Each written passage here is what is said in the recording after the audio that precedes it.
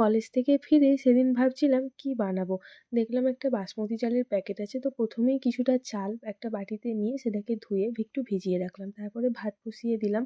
এরপরে কিছু সবজি যেমন গাজর বিম কড়াই ছোট ছোট করে কেটে নিলাম, অল্প একটু জলে সেগুলোকে ভাপিয়ে তারপর একটা কড়াই সামান্য একটু তেলে সেগুলোকে ভেজে তুলে নিলাম। ওই একই কড়ায় একটা ডিম ফাটিয়ে সেটাকেও ভেজে তুলে নিলাম। এরপরে 1 চামচ ঘি দিলাম। এরপরে কিছু গোটা গরম মসলা দিলাম। তারপরে একটা লঙ্কা কুচো, একটা পেঁয়াজ কুচি দিয়ে ভালো করে ভেজে নিয়ে আগে থেকে করে রাখা ভাত, ভেজে রাখা সবজি, ভেজে রাখা ডিমটা দিয়ে ভালো করে নেড়ে চেড়ে ভাতটাকে একটু ভেজে নিলাম।